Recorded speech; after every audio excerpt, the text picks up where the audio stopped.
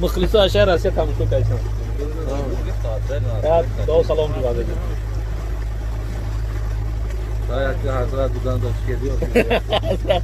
اکای حاجی اسمت الله تماشا کردن. حاجی سعدالله چلیابی تماشا دارم. دو سلام شو بگو تماشا. سلام علیکم. اکای مساعده تماشا دارم. خداوند حفظ کنه و الله برای برکت بده. شما دعا کنید که ما با تنج سلامت بودیم. ای بحران حاجی بحران و حاجی دوران هم تماشا کردن. ایشون اسلام دین قزاقستان. سلام علیکم و رحمت الله. اکامی ایدون بخوری که جو میره دیگه نمیشه احواله.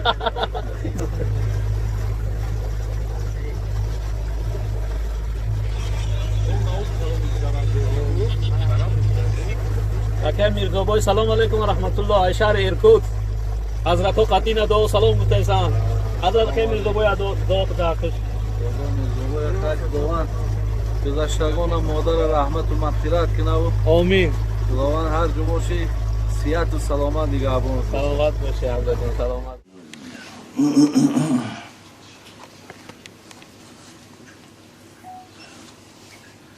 الحمد لله رب العالمين الذي بعث في الأميين رسولا منهم يتلو عليهم آياته ويزكيهم ويعلمهم الكتاب والحكمة وإن كانوا من قبل لفي ضلال مبين والصلاة والسلام على من بعثه رحمة للعالمين وعلى آله وأصحابه وأتباعه إلى يوم الدين. برادران خیلی عزیز و گرامی، خاندان حاجی بابا همراه فرزندانش، این بیگاه که ما شما را دعوت کردند و بسیار ضیافت خوبی را آماده کردند. الله مهربان هر یک وعده و هر یک ثوابی که در این آمادگی اهل این خاندان وعده کرده است، خدای مهربان در نامه اعمالشون نویسنده گردانه. گذشتگانشون خدای مهربان رحمت و مغفرت، دوام عمر حاجی بابا را همراه کمپیرشون باز هم نیک و خیر و فرزندکاشون خدا از جمیع آفت و بلاها نگهدان باشد و قدوم همه شما در دوستای عزیز برادرای خیلی گرامی خدای مهربان دعا میکنیم که اجر و پاداش نویسد و باز هم اخلاصاتون و محبتاتون به دین خدا زیاد گردانه و هر لغزش و خطاهایی که کردین خداوند با فضل کرمش مغفرت گردانه. برادران خیلی عزیز و گرامی، الله را بسیار بسیار سپاسگزاری میکنیم و بسیار تشکر میکنیم و باید که برادرها همیشه شکرگزاری ها منو بکنیم، زیرا که خدای مهربان گفت است اگر در هر یک نعمتی که من به شما دادم اگر شما شکرگزاریش نکنین من اون نعمت های شما میگیرم. از این لحاظ من این نشست میبینم، این جمع میبینم، خدا برکت این قاری های ما را وقتی که برای ما و شما با بهترین لحن وقتی میخوانند مصرع ها را اینجا میبینم برادرها وقتی برای ما و شما موعظه میکنند این جای شکرگزاریه. این جای شکرگزاریه برادر عزیز که گفتی برادر ما و دادر ما قاری ابراهیم که زمان شود که اگر در بین ما یک آدمی که وقتی بگیمش بیا یک کلمه پدر مرا یا مادر مرا بگه وقتی نیابیم این خیلی برادر عزیز مصیبت کلانه. این خیلی و خیلی جای دقت جای غمه. الله را سپاسگزاری کن در کار و دعا کن در کار که خدای مهربان برای ما همین نشست‌های زیبایی که داریم و یکدیگر نصیحت میکنیم، یکدیگر مصلحت میتیم، خداوند در همین جامعه ما برقرار و بردوام نگهش دارد. من یک سخن حضرت علی را برادران عزیز و گرامی میخواستم برای شما معنا کنم. پیش از آنی که من سخن این حضرت علی را به گوش شما رسانم، همون آیت‌هایی که در سوره نوح آمده بود که حضرت نوح به طرف پروردگار مناجات کرد. چی مناجات کرد؟ قال ربی اینی دعوت قومی لیلا و نهارا فلم یزدهم دعائی الا فرارا و اینی کلما دعوتهم لتغفر لهم جعلوا اصابعهم فی آذانهم واستغشوا ثیابهم. صدق الله العظیم. برادران عزیز و گرامی، حضرت نوح گفت که وقتی که برادران میدونن که چقدر دعوت پیامبرها و مشکلات‌های زیاد ایجاد کردگیه، اصلا همین راه دعوت خودش بسیار راهی وزنینه طی کردنش. بسیار کاری وزنینی هست وقتی آدم در راه دعوت میبراید، وقتی میخواهد که به مردم سخن خدا را رساند، مشکل طی کردنش. خیلی که حضرت مولوی میگفت طریق عشق جانان بی بلا نیست، زمان بی بلا بودن روا نیست. بلا کش تا لقای او ببینی، که مردی بی بلا مردی لقا نیست. میانی 100 بلا خوش باش با دوست، خود آنجا کو بود هرگز بلا نیست. از آنجا هرچی آید راست آید، تو کج منگر که در کجبین وفا نیست. بله برادران عزیز و گرامی، این راه یک راهی هست که با جانان رسیدن، با او الله ذوالجلال رسیدن، حضرت میگه بسیار راهی وزنینه، خیلی خیلی راهی وزنینه. این پیامبر نازنین نبی حضرت نوح علیه السلام میگه پروردگارا اینی دعوت قومی لیلا و نهارا. الله مهربان آگاهی داری، میدانی ما شبم خواب نکردیم، میگه روز هم مقصد استراحت نکردیم، بلکه این مردم به سوی تو خواندیم، گفتیم ان اعبدوا الله و تقوه و اطیعون. ما این مردم گفتیم که از این بت پرستی و سنگ پرستی و درخت پرستی یک جانی باشیم، الله را عبادت کنیم، از الله بترسیم و الله را اطاعت کنیم. ما همچنان گفتیم پروردگارا، لیکن در عوض این از این مردم ما چی برداشت کردیم؟ آلی خدا شما را برکت یا ما وقتی راست میشیم، شما ذره از طرف شما مقصد یگان، نه به اهمیتی، نه خواب، نه مقصد یگان کار دیگر، بلکه گوشای شما روانه گوش بکنین. قوم حضرت نوح میگه این خیلی نبود. گفت و اینی کلما دعوتهم لتغفر لهم جعلوا اصابعهم فی آذانهم.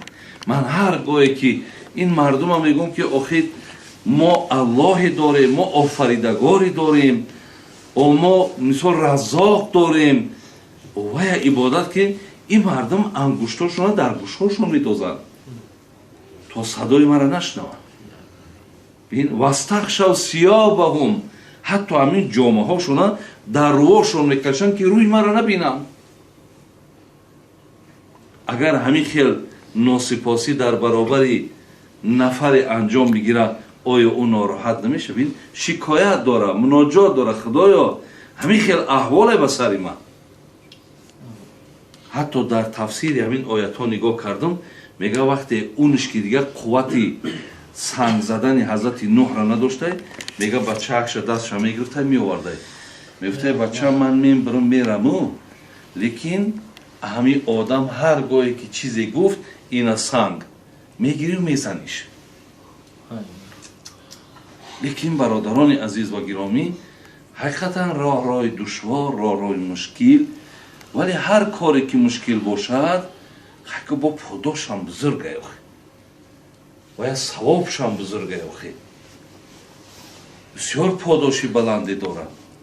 вақте ки худои меҳрубон бигӯяд валтакун минкум умматун ядъуна илал хайр ва яъмуруна билмаъруф ва янҳавна анил мункар ва улаика ҳумул муфлиҳун.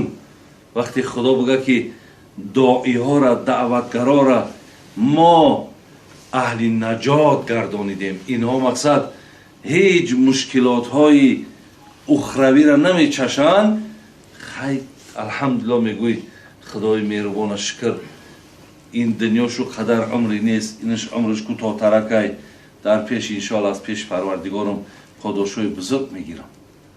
барои ҳамин аллоро мо сипосгузорӣ мекунем бародарои азиз ки ҳамон ҳазрати нуҳ бо ҳамон қадар даъвати кардагиш тасаввур кунем ки мисол қуръон алфа санатин илла хамсина оман мегӯяд. бинед алфа санатин илла хамсина оман, яъне мегӯяд ки 1050 сол ҳазрати нуҳ умр дид. тасаввур кунед, агар ҳазрат мисол дар 40 солагиш паямбар шида бошад, 950 соли дига мегӯяд даъват кардагӣ.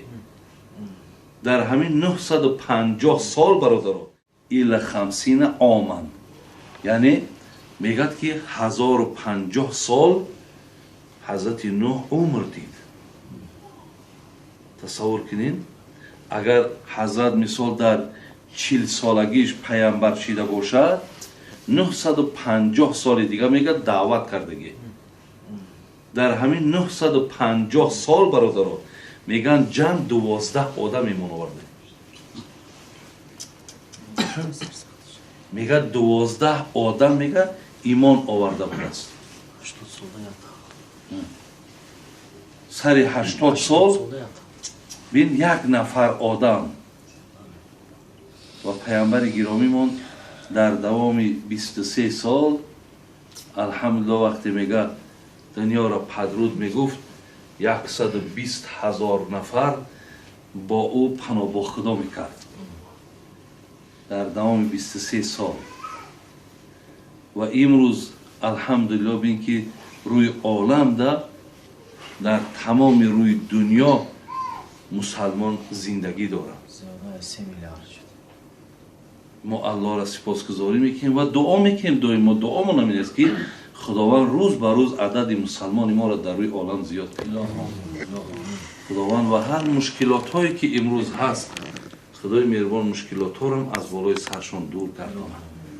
бародари азиз, сухани ҳазрати алиро хостум ба гӯши шумо расонум. ҳазрати алиро шумо медонед ки дастпарвари хонадони паямбармон буд. ира аз хурди паямбармон худаш ба воя расондагие, худаш калом кардагие. ва донем бародаро ки вақте мегӯянд ки аз одамони калонсол аввалин одами имон овардагӣ мега абубакри сиддиқ буд, вале аз зумраи бачакҳои хурд ҳазрати алӣ буд ки имони ба паямбар овард. ва ҳазрати алӣ бародарои азиз бо хусусиятҳои хоси худша дошт.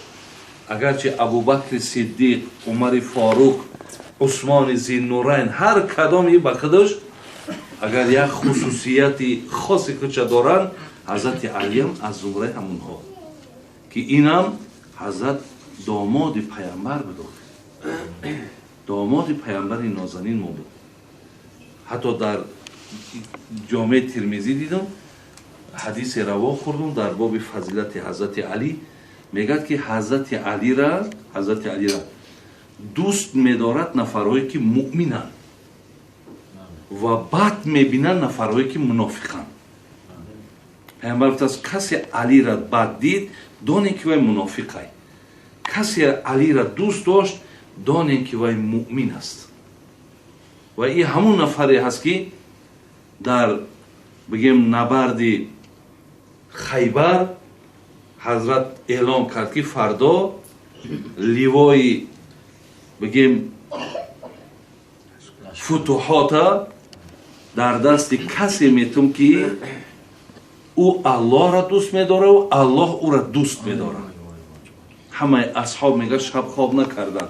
از آن جمله میگه عمر فاروق هم میاره قولش میگه که تا روز من میگه در هیچ چیز میگه این قدر دعا نکرده بودم ای کاش من باشم که نفری که مثال همون گویم که بیرق در دست او داده میشود که او الله را دوست میداره. اینش عجیب نیست، عجیبش اینه که الله او را دوست میداره.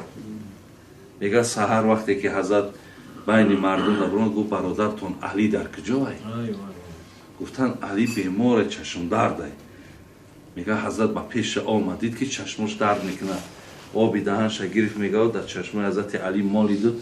میگه همو لیوار در دستش داد. گفت که علی گفت مقصد فتح خیبر، قلعه خیبر ای به دست تای گفت. تا داخلی مقصد همو قلعه را در آمده نگفت. مقصد هر کدامش که اگر شمشیر میکشه نابودش کرد. لیکن در دران که در آمدی اول دعوت کرد. هر کسی مسلمان شید مقصد او رهایی میآورد و کسی مسلمان نشید جزاش میگیرد. همونجا گفت که حدیثی را که لا یهدی الله بک رجلا واحد خیر لک من حمر النعم. یک آدم ای دست اگر همونجا سبب هدایت همونها شد از یک شترم به سوی الله مهربان فایده این زیادتر. یک شتری که در راه خدا شتر سرخمو که در راه خدا تو ذبح میکنی از او ده یک کس لا اله الا الله بگد این بهتر و بالاتره. این همو علی هست. حالی در سرگذشت حضرت علی هم او روز یک کیسه کردیدم. میگه درم حضرت علی هم بدبینهاش در زمان خودش خلافت خیلی بسیار بود. شما میدونید که در دوام اندکی که وی خلافت کرد وی بیچاره دیگه از جنگ های بین کشاکش خودشان دیگه بیرون این طرف جنگ جمل بود، این طرف جنگ بگیم صفین بود. چقدر تلفات زیاد بین مردم مسلمان شدگی بود. بیچاره یگان روز ایتا آسودگی را ندیده. میگه در محفل تا کلان نشستگی بود. یک حدیثی را میگه بیان کرد. یک نفر میگه از امو قسم پایان گفت ما قطعی پیامبر بودیم این سخنی را تو میگوی دروغ میگوی. گفت ما نشنیدیم این سخنه. میگه او از نفرهایی بود که بسیار به علی عداوت داشت. میگه حضرت علی از اینجا دیگر خیلی آدم یک تا زمان حضرت در پهلوی پیامبر نازنین آیا علی چیزو رو شما دروغ میگه؟ میگه گفت که این دروغ نیست برادر عزیز، من با رسول الله بودم. گفت من این سخن از رسول الله شنیدم. گفت ما هم با رسول الله بودیم ما نشنیدیم. گفت دعا میکنم. گفت دعا کرد. گفت من دعا میکنم که اگر همین سخن من دروغ باشد خدای همین بینایی من را بگیره و اگر تو تهمت کنی بر من خداوند بینایی تو را بگیره. گفت دعا کن. دعا کرد حضرت. خدای گفت اگر همین چیز من در حق پیامبر تهمت کنم خدای بینایی من از بین ببر، لیکن اگر همین انسان مرا تهمت کرده سه باشد خدای بیناییش بگی. صاحب تاریخ میگه تا آخری محفل همو آدم ایجاش نابینا خیس میگه. تا آخری محفل میگه همو آدم بینایی شاید است داد میگه. البته هوا مستجاب دعوا هم بدن آخی. این نفرهای بودن این از 10 یاری بهشتی بودن آخی. اینها را در حیات حضرت بود شما در جنتی. حضرت چی میگه؟ بسیار سخندان بودن، بسیار کلمه. من اول یک کتاب دارم خاص برادران عزیز و گرامی، همه سخنهای گویم حضرت علی است. بسیار سخنهای زیبا و با حکمت جمع کردگی است. از پیش این سخنم یک سخنش به یادم آمد. گفت که کن عند الناس خیر الناس. و کن عند النفس شر الناس و کن عند الناس رجول من الناس. حضرت امین خیلی سه جمله بسیار زیبا گفته است که دوست می‌دارم که نفر از شما وقتی در بین مردمین از بهترین های مردم باشید. حرکت کنید که از بهترین های مردم باشید.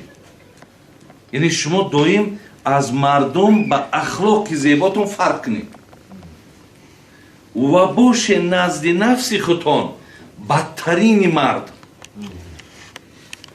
در برابر نفساتون بدترین باشید. هیچگاه به نفستان رحم نکنید.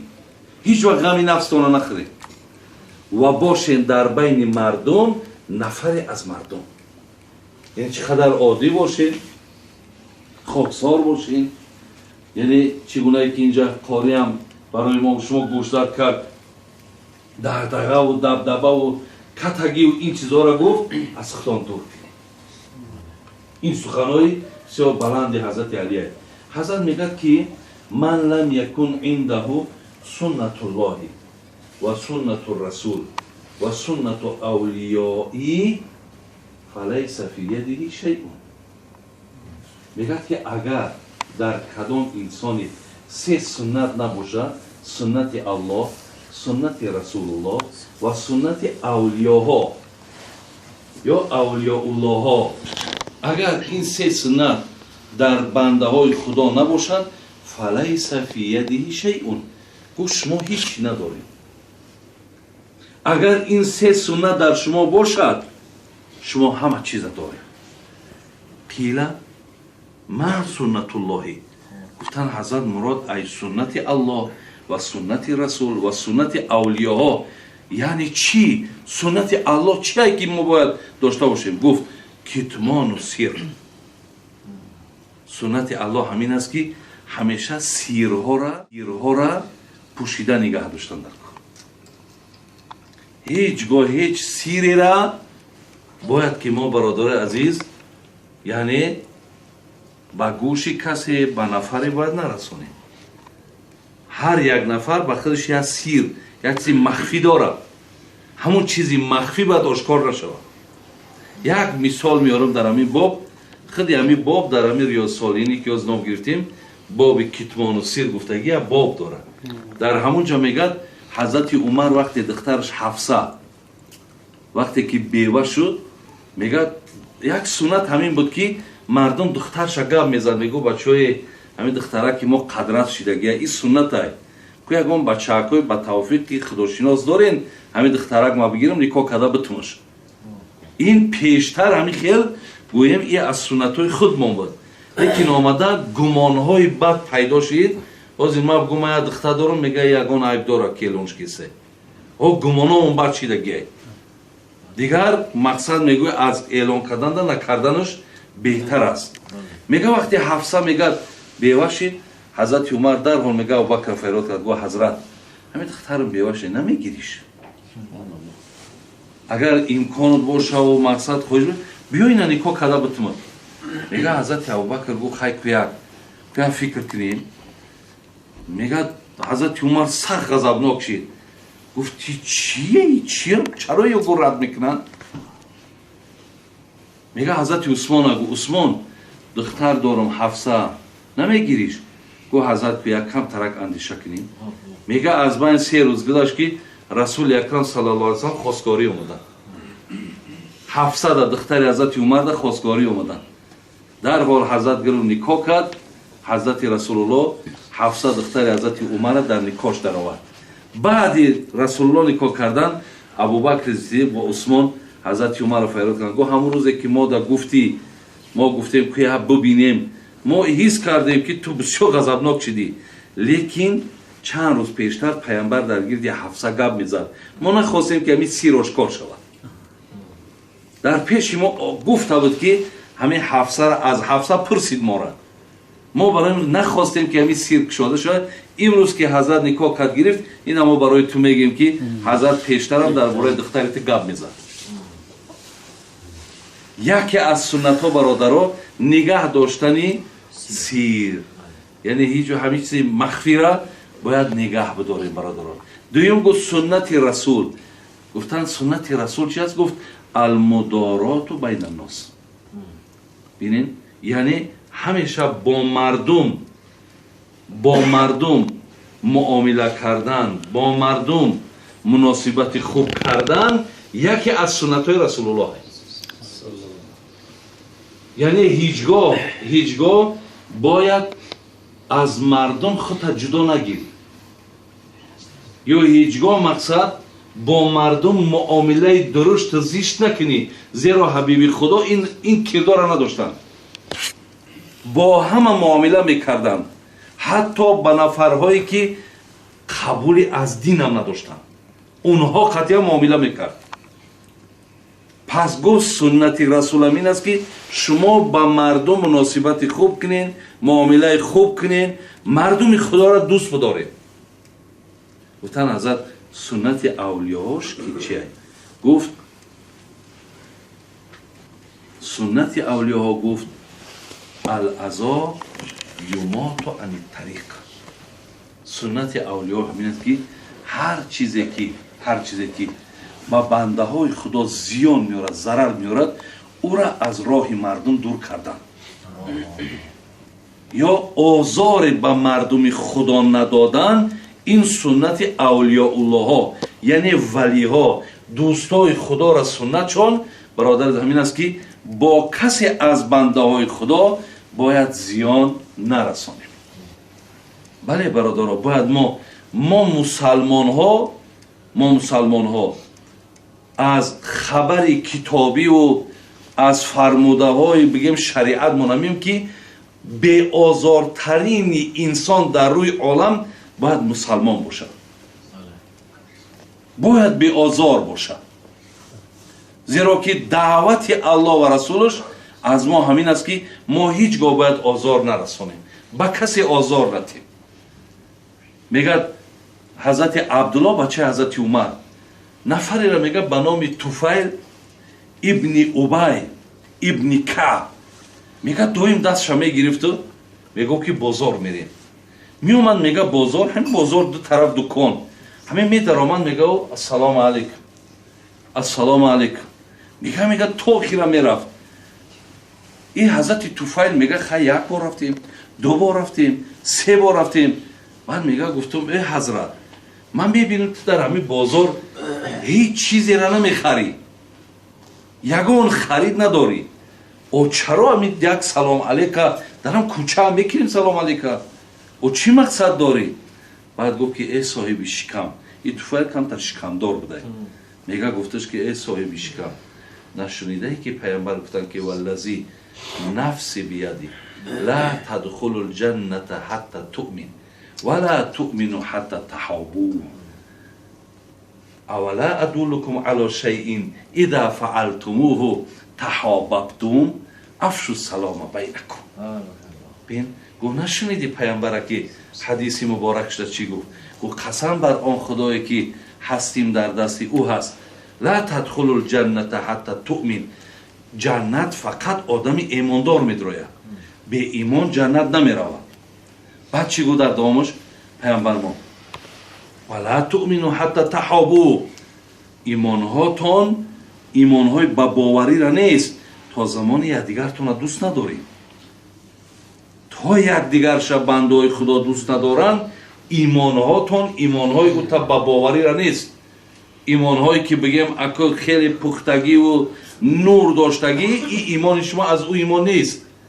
بعد در دومش چی گفت؟ گفت که پیامبرمون چی گفت؟ اولا ادلکم علی شیء اذا فعلتموه تحاببتم. گفت آیا به یک عمل دلالتتون کنم که اگر شما دنبال همون عمل دا باشین بینتون دا محبت پیدا می شود. گفتیم حضرت چی هست؟ گفت افشوا السلام بینکم، السلام علیکم السلام علیکم، یعنی در حق یکدیگر گفت و همیشه سلام کنیم با یکدیگر. ببین گفت همین سلام کردن، سلام گفتن، همین در بینتون محبت زیاد میکنن. برادر عزیز، وقتی پیامبر نازل این حرکت کرده در بین ما محبت باشد، ما خودمون دعوا کنیم که ما مسلمان، ما دوستدار پیامبر، اگر از عقیب گپ حضرت نباشیم. آیا می محبت ما را کسی باور کرده میتونه؟ آیا معنی داره می محبت ما نداره؟ هزار گنج عبادت، شاعر میگه هزار گنج عبادت، هزار خان کرم. ولی ببین هزار یک، هزارها عبادت، هزارها دسترخوانه پر ناز نعمت، هزار گنج عبادت، هزار خان کرم، هزار طاعت شبها، هزار بیداری، هزار روزه ماه، هزار خلوت سال، قبول حق نشود گر دل بیازاری. قبول حق نشود گر دل بیازاری. هزار عبادت ها یکی وقتی کسب ما دلازاری هست برادر عزیز میگه قبول حق نشود. بله درست میگه، درست میگه. از همه چیزی وزنین برادر عزیز این دلازاری های این دلازاری های خدای مهربان توفیق منتیت که ماها این سنت های را که حضرت علی چی سنت الله چی رسول و چی دوستای او را برای ما گوشزد کردن، خداوند ما را پیروی این سنت ها گرداند و ما را از زمره همون مؤمن های گرداند که در حیات ما به کسی نه به زبانمون نه به دستمون و نه به اندیشه هامون به کسی از بنده های خدا زیان و ضرر نرسانیم. خداوند ملکامون را تینج کند. خداوند این دردی بگیم خیلی دردی که تمام دنیا را در یک تشویش، در یک حالت تنگی و در یک حالت بیکاری و بیپولی و به همه حالت آورده رسونده است که این هم قدرت الهی برادر عزیز که به اندک بیماریش میتونست است که تمام کاری روی دنیا را بند کند. این الله را قدرتاش بده است. خدای مهربان دعا کنیم که خداوند از این مشکلات و روی عالم خلاص گردانه و دنیا را همش تینج کنه و خوب کنه و نیک کنه و الله مهربان بازم مهر ما را، محبت های ما را، اخلاص های ما را به دین خدا زیاد گردانه. اللهم عین علی ذکریک و شکریک و حسن عبادتی. سلام علیکم. سلامت باشید شما.